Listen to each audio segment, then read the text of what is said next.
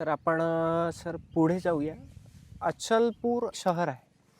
त्या शहराबद्दल बऱ्याचशा लोकांना आपल्या इथेच माहिती नाही आहे, की अचलपूर म्हणजे नेमकं काय आहे? अचलपूरचा इतिहास काय आहे?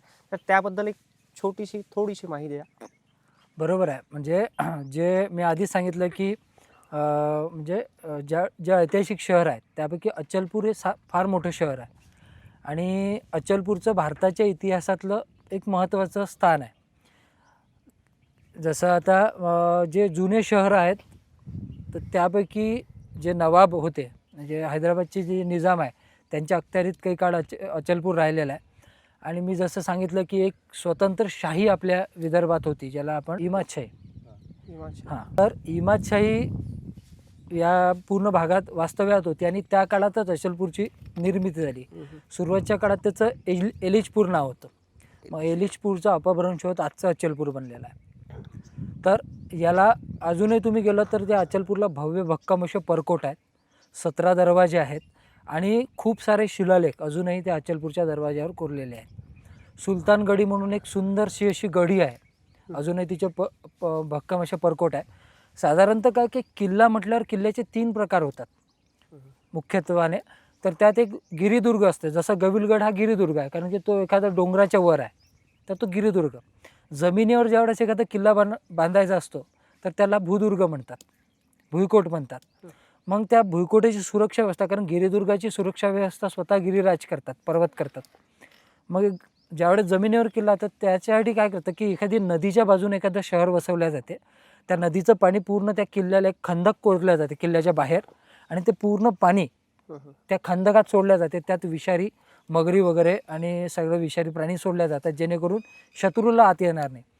त्यावर एक लाकडी पूर असतो, तो लाकडी पूर पूर्ण वर घेतला जातो आणि खाली सोडला जातो, तर शत्रू आतमध्ये सहजासहजी येऊ शकत नाही. तर अशा भुईकोट प्रकारातला तो जो अचलपूरचा किल्ला आहे, खूप काळापर्यंत तिथं निजामाच्या अंडर तो असल्यामुळं नवाबांच्या हाती तो गेला. आणि ज्यावेळेस ऐतिहासिक दृष्टीनं आपण पाहतो, कारण महाराष्ट्राच्या इतिहासात सगळ्यात मोठी ऐतिहासिक घटना म्हणजे ते आपल्या अल्लाउद्दीन खिल्जीचं आक्रमण. कारण त्याच्या आधी हा जो दक्षिण भारत होता हा फार संपन्न होता. म्हणजे विजयनगरचं देवगिरी जे साम्राज्य आपण म्हणतो, तर त्या काळात सुवर्णकाळ हा दक्षिण भारताचा होता. आणि अल्लाउद्दीन खिल्जीनं आक्रमण केले आणि त्यानं पाहिलं की दक्षिण भारतात खूप काही आहे आणि दक्षिण भारत त्याला घ्यायचं होतं. तर असं वर्णन आहे की 10,000 फौज घेऊन तो दक्षिण भारतात उतरला. आता दक्षिण भारतात मी आधी सांगितलं की नरनाळा आणि गविलगड ह्या चेकपोस्ट हा त्या काळातला रस्ता आहे. तर खूप साऱ्या ठिकाणी वर्णन असं आहे की घाटलौजुकी मार्गे, घाटलौजुकी म्हणजे आजची घाटलाडकी मार्गे तो आला, अचलपूर घाटलौजुकी मार्गे. तर एलिचपुरात ज्यावेळेस तो आला, 10,000ची फौज होती. तर अचलपूरचा जो राजा होता, ज्याचं नाव रामदर्ना होता, तर त्या रामदर्नासोबत अल्लाउद्दीन खिल्जीचं युद्ध झालं आणि या अल्लाउद्दीन खिल्जीचं 8,000 सैनिक रामदर्नानं कापून काढलं. आता 8,000 सैनिक कापून काढल्यानंतर त्या सगळ्याची गंजी लागली. म्हणजे आजही तुम्ही जर अचलपूरला गेलात, तर अचलपूर जाताना आपल्याला उजव्या हातावर एंट्रन्सवर एक बोर्ड लागतं, तिथं लिहिला गंजे शाह दरबार. त्याच्या आतमध्ये जाऊन जर तुम्ही विचारलं, तिथले मौलवी सांगतील, ते सांगतात की अल्लाउद्दीन खिल्जी के 8,000 लोगों की शहादत यहाँ पर हुई. म्हणजे रामदर्ना इतका शौर्य आणि पराक्रमी राजा होता की त्यानं 8,000 फौज. मग या अल्लाउद्दीन खिल्जीला वाटलं की आता इथून पुढे जाणं शक्य नाही, हा आपली पूर्ण फौज मारून टाकेल. म्हणून त्यानं तह केला आणि सांगितलं की मला व्यापार आहे, मला युद्ध करायचं नाही, मला तुम्हाला कुठलंच नुकसान करायचं नाही आहे, मला पुढं जाऊन घ्या. आणि उरलेली 2,000 फौज घेऊन हा देवगिरीवर चालून जातो आणि 2,000च्या फौजीनिशी देवगिरीचा पराभव करतो. तिथेसुद्धा आपली फितुरीच, आपल्या लोकांनी आपल्याला केलेला दगापटका आपल्या लक्षात येतो. आणि 2,000चं सैन्य, देवगिरीची लाखोची फौज असतानासुद्धा देवगिरी पडतो. विचार कर रामदर्ना किती पराक्रमी असेल की ज्यानं 8,000 कापून काढले.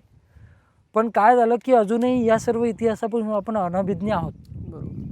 कारण तितका वैज्ञानिक अभ्यास या सगळ्या गोष्टीवर आणि झालेला अभ्यास संकुचित मानसिकतेमुळं तो तिथल्या तिथं दबला. अभ्यास झाला नाही असं नाही, पण तो जेवढा पाहिजे तेवढा लोकांच्या पुढं आला नाही. खरं ते इतकं सगळं. आणि तुम्हाला मौज अशी सांगतो, म्हणजे जसं मी आता सांगतो की स्वराज्य सेवा प्रतिष्ठान हे नवीन नवीन ज्या गोष्टी आहेत आपल्या विदर्भात, आपल्या अमरावती जिल्ह्यात, ते शोधण्याचा प्रयत्न करते. आणि या सगळ्या शोधमोहिमा करताना मी हे जे व्हिडिओ आणि फोटोज यावेळेस हे करतो, त्यावेळेस एका ग्रुपवर असाच फोटो टाकला आणि एका वृद्धाश्रमात आम्ही दिवाळीचा फराळ वाटपाचा कार्यक्रम घेत होतो. त्यावेळेस एक आमच्याच याच्यातल्या परिवारातले एक दादा आम्हाला येऊन भेटले. त्यांनी सांगितलं की सर, मी तुमचे व्हिडिओ कंटिन्यूस पाहत असतो, तर माझी इच्छा आहे की तुम्ही एकदा माझ्या गावात यावं. म्हटलं ठीक आहे, पण काय आहे तुमच्या गावात? तर ते म्हणे माझ्या गावात खूप काही आहे जे मलाही माहीत नाही आणि माझी अशी इच्छा आहे की तुम्ही माहिती आम्हाला सांगू शकता. म्हटलं ठीक आहे. तर त्यांनी नाव सांगितलं गावाचं, खांजेवानगर म्हणून अचलपूरहून जास्तीत जास्त हरम रोडने गेल्यावर 5 ते 6 किलोमीटर ते गाव आहे.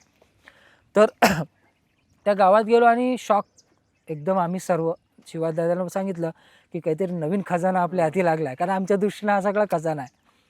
दादा म्हणे मग नेक देर कैसी अभी निकलते. मग वापस आलो आणि दुपारी 2च्या सुमारात आम्ही निघालो. दादांना फोन केला, दादा म्हणे मी गावात आहे, तुम्ही सर्व या. आणि गेले मी शॉक झालो, कारण एक असं गाव आमच्या हाती लागलं होतं, त्या गावाला 16 बुरुज होते. 16 बुरुज म्हणजे अचलपूर इतकं मोठं शहर, त्याच्या बाजूनं 16 बुरुज असलेलं शहर, म्हणजे ते शॉकिंग होतं. कारण की 16 बुरुज म्हणजे तिथं काहीतरी तुम्ही निर्माण करणार आहात, एक मोठा किल्ला निर्माण करणार आहात त्या गावात. मग फिरलो तर तिथं एक मोठं स्ट्रक्चर, एक मोठा महालसारखा महाल दिसला. एक आणखी त्याच्यानंतरच्या काळात बांधलेला महाल दिसला. ते सगळं आम्ही फिरलो आणि विचार करायला लागलो की अचलपूर इतकं मोठं शहर असताना हे दुसरं शहर कशासाठी निर्माण करणार, प्रश्न आहे ना. मग ते 16 बुरुज पाहिले, या सगळ्या गोष्टीचा हे पाहिला, तिथल्या सगळं छोट्या गोष्टी पाहिल्या. तिथं अजूनही त्या ऐतिहासिक गोष्टीचे खूप सारे पडसाद अजून तिथं आहेत. मग ज्यावेळी आम्ही शोधायला सुरुवात केली तर आमच्या लक्षात आलं, कारण मी आधीच सांगितलं की अचलपूर हे निजामाच्या अंडर होतं आणि दिल्लीवर त्यावेळेस मुघलांची सत्ता होती आणि मुघलांना अचलपूरवर लक्ष ठेवायसाठी काहीतरी पाहिजे होतं. म्हणून अचलपूरच्या तोडीस तोड एक शहर उभं करायला सुरुवात त्यांनी केली होती, ज्याचं नाव खांजेवानगर. खाने जमाल नावाचा तिथं सरदार नियुक्त केला होता आणि त्या खाने जमालच्या मार्गदर्शनात तिथं एक भुईकोट किल्ला ते करणार होते. बाजूनच नदी आहे, त्या नदीला पूर्ण खंद खोदणार होते आणि त्या भुईकोटाची सुरक्षा व्यवस्था. पण दुर्दैव असं झालं की तो खाने जमाल नावाचा जो सरदार होता त्याची मृत्यू झाली आणि ते बांधकाम अर्धवट राहिलं. म्हणून त्या खाने जमालच्या नावानं त्याला खांजेवानगर म्हटलं जाते. त्यामुळे ते बुरुजही अजून आपल्याला त्या गावात गेलो की पाहायला मिळतात, ते जुन्या वास्तूसुद्धा पाहायला मिळतात आणि सगळ्या गोष्टी, म्हणजे इतकं सगळं आहे. पण या सगळ्या गोष्टीपासून आपण अनभिज्ञ आहोत. म्हणजे अचलपुरात तुम्ही जर, आता आम्ही अचलपुरात फिरलो तर त्यावेळेस खूप साऱ्या अशा जशा चिमण्या असतात, एखाद्या कंपनी आपण चिमण्या पाहिल्या, त्या पद्धतीच्या हे आहेत. तुम्ही दादांना विचारलं, दादा हे कशासाठी, तर त्या काळाची पाणी पुरवठा योजना काय होती, म्हणजे या सगळ्या अंडरग्राऊंड पाईपलाईन सिस्टीम आहे पूर्ण शहराभर त्या काळात कोरलेली, म्हणजे 600-700 वर्ष आधीची. आणि या सगळ्या चिमण्या व्हॅक्यूम क्रिएट करतात, हवेतून व्हॅक्यूम क्रिएट करतात आणि त्या व्हॅक्यूमच्या फोर्सनं हे पाणी प्रत्येक मोठमोठ्या सरदाराच्या घरी पोहोचत होतं. म्हणजे अचलपूरच्या अंडरग्राऊंड वॉटर सिस्टीम आहेत, पाण्याची पाईपलाईन आहे, अशा कितीतरी अनभिज्ञ गोष्टी आहेत.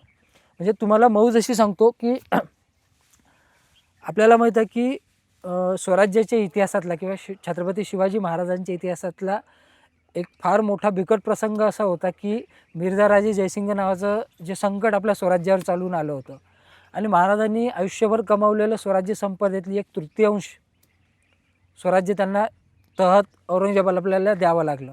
महाराजांपाशी मोजके किल्ले उरले होते. तर हा जो मिर्झाराजे जयसिंग होता 1/3, तर मिर्झाराजे जयसिंगाचे वडील म्हणजे मानसिंग जे होते, आपल्याला माहिती अकबराच्या दरबारातल्या 9 रत्नापैकी एक रत्न म्हणजे मानसिंग, इतका मोठा अवधा त्याचा होता. तर या मानसिंगाची समाधी आपल्या इथे आहे, अचलपूरला आहे. आणि म्हणजे शेवटच्या काळात ज्यावेळेस तो इथं आला होता तर त्वचेचा आजार त्याला झाला होता. तर तिथं महामंडलेश्वराची एक विहीर आहे आणि कोणीतरी त्याला सांगितलं की त्या विहिरीच्या पाण्यानं तुम्ही स्नान करा, म्हणजे तुमच्या शरीरावर तो त्वचेचा रोग निघून जाईल. तर ती विहीर इतकी सुंदर आहे, म्हणजे हा त्या विहिरीत आंघोळ करत असताना समोर अशी व्यवस्था आहे की तिथं संगीताची महफिल भरल्या जाते. म्हणजे तिथं अशा देवड्या कोरलेल्या आहे, तिथं जे संगीत वाद्य वाजवणार आहे ते बसून हा एकदम आरामात ते सगळं आरार होतं, पण झालं असं की कालांतराने त्याच ठिकाणी त्याचा मृत्यू झाला. तर त्या मानसिंगाचे म्हणजे औरंगजेबाच्या दरबारातील नवरत्नापैकी एक रत्न त्याची समाधी आपल्या इथं आहे अचलपूरला. अजूनही राजस्थानाच्या राजपरिवारातून दिवाबत्तीच्यासाठी पैसा तिथं येतो. तर त्यामुळं असे सगळे खूप मोठा ऐतिहासिक वारसा आपल्या अचलपूरला आहे.